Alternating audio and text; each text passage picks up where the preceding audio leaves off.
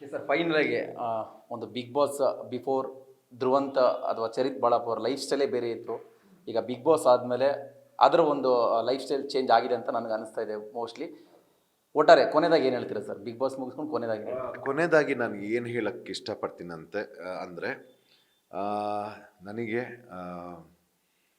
ನಾನೊಬ್ಬ ಕಲಾವಿದ, ನಾನು ಎಲ್ರಿಗೂ ಸೇರಿರೋನು, ಪ್ರತ್ಯೇಕವಾದಂಥ ಊರಿಗಾಗಲಿ ಅಥವಾ ಒಂದು ಸಮುದಾಯಕ್ಕೆ ಸೇರಿರೋನಲ್ಲ, ನಾನು ಎಲ್ರಿಗೂ ಸೇರಿರೋನು.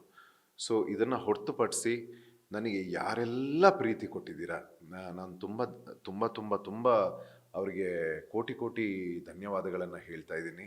ಆಮೇಲೆ ಇನ್ನೊಂದು ವಿಚಾರ ನಾನು ಹೇಳಲಿಕ್ಕೆ ತುಂಬ ಇಂಪಾರ್ಟೆಂಟ್ ವಿಷಯ ಹೇಳಲಿಕ್ಕೆ ಇಷ್ಟಪಡ್ತೀನಿ. PR ಮಾಫಿಯಾ ಈಗ ಯಾರೇ ಆಗಲಿ ಅಭಿಮಾನಿಗಳು, ನಿಮ್ಮ ಮನೆ ಹುಡುಗ ಆಗಲಿ ಅಥವಾ ನಿಮ್ಮ ಮನೆ ಹುಡುಗಿ ಆಗಲಿ, ಒಳ್ಳೆ ಪ್ರತಿಭೆ ಕಲಾವಿದರಿದ್ದರೆ ಅಥವಾ ಯಾವುದೇ ಕ್ಷೇತ್ರದಲ್ಲಿ ಬೆಳೀತಾ ಇದ್ದಾರೆ ಅಂತಂದರೆ ಸಪೋರ್ಟ್ ಮಾಡಿ, ತುಂಬ ಸಪೋರ್ಟ್ ಮಾಡಿ, ಸಂತೋಷ. ನೀವು ಅವರಿಗೆ ಸಪೋರ್ಟ್ ಮಾಡೋ ಬರ್ದಲ್ಲಿ ಬೇರೆ ಪ್ರತಿಭೆಗಳಿಗೆ ನಿಮ್ಮ ಮಾತುಗಳಿಂದ ಆಗಲಿ ಅಥವಾ ನೀವು ನಡ್ಕೊಳ್ಳೋ ರೀತಿಯಿಂದ ನೋವು ಕೊಡೋದಕ್ಕೆ ಹೋಗಬೇಡಿ. ಬಿಕಾಸ್ ಅವರು ಕೂಡ ಒಂದು ಮನೆಯ ಮಗ ಅಥವಾ ಮಗಳಾಗಿರ್ತಾರೆ. ನನಗೆ ಬೇಜಾರಿಲ್ಲ, ನೀವು ನನಗೆ ಏನೇ ಹೇಳಿದ್ರು ಬೇಜಾರಿಲ್ಲ. ನೀವು ಒಂದು ಹಣ್ಣಿನ ಮರಕ್ಕೆ ನೀವು ಕಲ್ಲೆಸೆದ್ರೂ ಅದು ಕೊಡೋದು ಹಣ್ಣೆ. ನೀವು ಗೊಬ್ಬರ ಹಾಕಿ ನೀರು ಹಾಕಿ ಬೆಳೆಸಿ ಪ್ರೀತಿಯಿಂದ ತೆಗೆದ್ರೂ ಅದು ಹಣ್ಣೇ ಕೊಡೋದು. ನನಗೆ ಬೇಜಾರಿಲ್ಲ. ಆದರೆ ನೀವು ಯಾವುದೋ ಒಂದು ಕಮೆಂಟ್ನ, ಯಾರಿಗೆ, ನನಗೆ ಅಂತಲ್ಲ, ಯಾರಿಗೋ ಕೆಟ್ಟ ಕಮೆಂಟ್ನ ನೀವು ಹಾಕ್ತೀರಿ. ಕೆಳಗಡೆ ಕಮೆಂಟ್ಸ್ಗಳಲ್ಲಿ ನಿಮ್ಮ ಮೇಲೆ ಒಂದು 250-500 ಜನ ನಿಮ್ಮ ಮೇಲೆ ಕೆಟ್ಟ ಕೆಟ್ಟ ಪದ ಬರ್ತಾರೆ. ಮತ್ತೆ ಇನ್ನು ಕೆಲವರು ಅದಕ್ಕೆ ಆ್ಯಡ್ ಮಾಡ್ತಾರೆ. ನಾವು ಏನೂ ಆಗಲ್ಲ, ನಾವು ಇಲ್ಲಿ ಕೂತ್ಕೊಂಡು ನೋಡ್ತೀವಿ, ನಾವು ಊಟ ಮಾಡ್ತೀವಿ, ನಾವು ಮಲಗ್ತೀವಿ. ನಿಮಗೆ ಇನ್ನೊಬ್ಬರು ಬೈತಾ ಇರ್ತಾರೆ, ನೀವು ಇನ್ನೊಬ್ರಿಗೆ ಬೈತೀರಿ ನಮ್ಮ ಹೆಸರಿಟ್ಕೊಂಡು. ಇದು ಒಳ್ಳೆ ಬೆಳವಣಿಗೆ ಅಲ್ಲ. ಪ್ರತಿಭೆಗಳಿಗೆ ಪ್ರೋತ್ಸಾಹ ಮಾತ್ರ ಬೇಕಾಗಿರೋದು.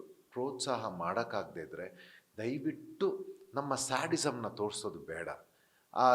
ಆ ಬ್ಯಾಡ್ ಕಮೆಂಟ್ಸು ಇದನ್ನೆಲ್ಲ ಮಾಡೋದು ಬೇಡ.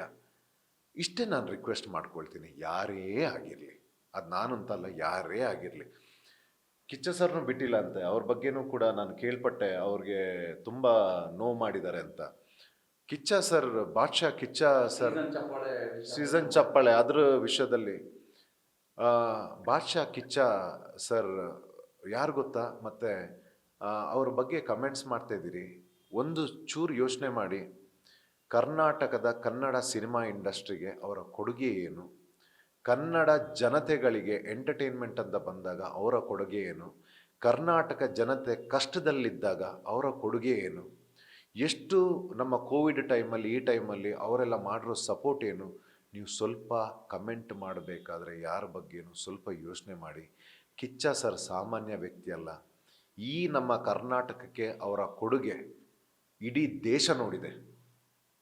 ಆ್ಯಂಡ್ ಅವರು 12 ವರ್ಷ ನಿಮ್ಮನ್ನು ರಂಜಿಸಿ, ಆ ಸೀಸನ್ನ ಚಿಕ್ಕ ಚಿಕ್ಕ ಇಂಚು ಕೂಡ ಅವ್ರಿಗೆ ಗೊತ್ತು.